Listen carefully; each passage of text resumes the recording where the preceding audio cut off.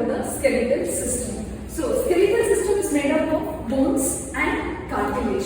So totally we have 206 bones in our body, which is divided into two parts. That is axial bone and the appendicular bones. The bones that you see from here to these parts. Okay, that is called as the axial bones. And then appendicular bones, the limbs of our body.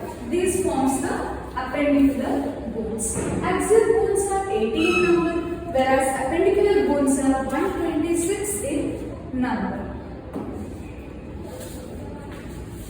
Starting with the cranium, let's say totally how many bones are there. What do we call each of them?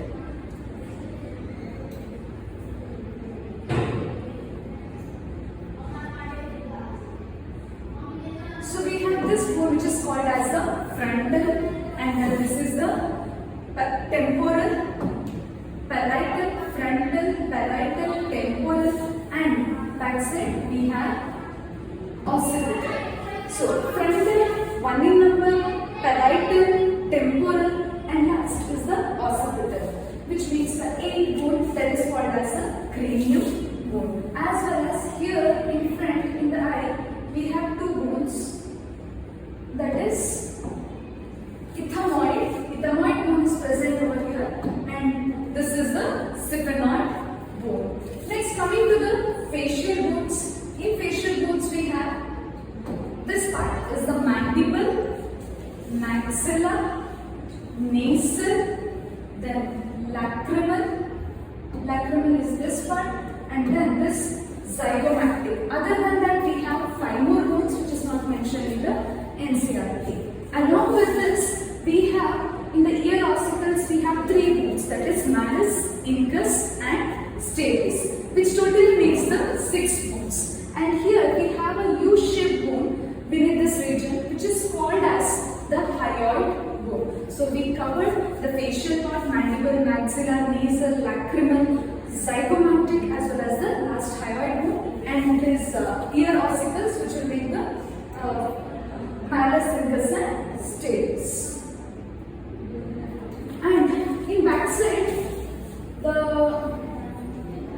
occipital is connected to the vertebral column in this region, which is called as occipital condyles, which are 2 in number. This is the hook-like region which is connecting the occipital as well as the vertebral column, which we call it as occipital condyles. Next, when we see the vertebral column area, here we have total 26 bones, starting with 1. So the first bone is called as the atlas, the second is called as the axis. So from atlas to the 7th bone, we call it as cervical bone. From 1, 2, 3 up to 7th bone, we call it as cervical bones, followed by that the next set of bones. 1, 2, 3, 4, 5, 6, 7, 8, 9, 10, 11, 12. Up to 12th bone, it is called as the thoracic bone. Then, this is the thoracic bone. The entire set is called as the thoracic bone, which is 12 in number. When we say we describe about certain organs, we say that lungs or heart is protected in a thoracic chamber. Next, after this 12, the next 5 bones that are present, 1, 2, 3, 4, and the last 5th. So those bones are called as the lumbar bones. So up to there 4th and the last 5th, which makes the lumbar bone. The last 2 bones after the lumbar bone is called as the sacral and the coccygeal. This sacral and coccygeal are in the fused form. So we are done with the 26 bones in the dorsal area. So now next let's see the bones that are present in the front part of our body. That is it. Starting with the sternum, we call it as sternum, and we have this from here 1, 2, 3, 4, 5, 6, 7. From 1 to the 7th bone are connected to the sternum as well vertebral column. Hence we call it as true ribs. Next, if we take the 8th, 9th and 10th bones, they are connected to the sternum, like they are attached to the sternum with the, up to it is reaching to the 7th. So that's why we call it as false ribs. It is connected to the sternum as well as the backbone, but it is not truly connected to the sternum. It is joining to the 7th bone. So we call it as false ribs. The last two, if it's seen in 11th and 12th, which is present at the back side of the head, is not there. They are called as this 11th and the 12th. These are called as freely floating bones. That is free floating bones. And see the cartilage that is present, which is connecting these ribs. They are called as the Hellenic cartilage. The true ribs are called as vertebro-central, false ribs are called vertebro-chondral, and floating ribs are called as vertebral. So if I am saying 1 to 7, I have to take the count of both the sides. So 7 into 2, 14, and 8 and 10, 3 into 6, and floating ribs 2 in number, take both the sides, which means the totally 24 bones in the front side. Next is with appendicular bones. When we speak about the appendicular bones, we are speaking about the limbs of our body. Each limb will be having 30 bones in it. So 30 bones, which means 30 into 4, 100, and there are joints where these appendicular bones are connected to the axial part of our body through the girdles. So those girdles makes again 6 more bones. Starting here, this girdle is called as the pectoral girdle and this girdle is called as the pelvic girdle. So here what the cavity is present, the joining of this bone to this axial part is called as the glenoid cavity. And here we have this bone which is called as a clavicle, which is also called as the beauty bone, this part. And here back side we have a triangular shaped bone which is called as a scapula.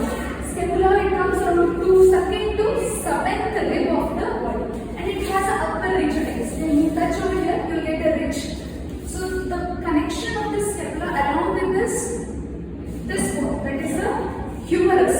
This joint is called as the glenoid cavity. So let's see what are the bones that are present in the hand. This is the humerus.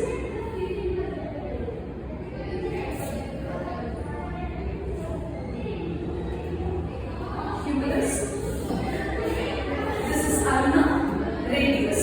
Next, when it comes to the hand, we have carpus. These bones are 8 in number over here, which helps us to move like this. This is the carpus, and from this we have 5 metacarpals, and at last here we have phalanges. Phalanges are these bones which we can move, which are totally 14 in number. So we are done with the glenoid cavity and the other bones that are present in the legs. Next, with this part, in the pelvic region. So the movement of this leg and with the axial bone is because of the acetabular cavity. This joint is called as acetabular cavity. So what are the bones that are present over here? So the entire set of bones over here is called as coxal bones. So here we have the ilium, this is the ischium, and this is the pubis. Ilium, ischium and pubis, both the side. Both the side bones are meeting in one point, which is called as this part, which is called as pubis symphysis. This part is called as the pubis symphysis. Both the side coxal bones are joining in that particular region. When it comes to the leg of a person, here again we have certain set of bones that is called as femur, then tibia, ulna, and this part is called as the patella. Femur, tibia, fibula, and the patella. Again, here, how we had here 8 carpals, here we have 7 tarsi. tarsals. Here we are not having 8. Instead of 8, here we have 7 tarsals, and again same number. Metatarsals.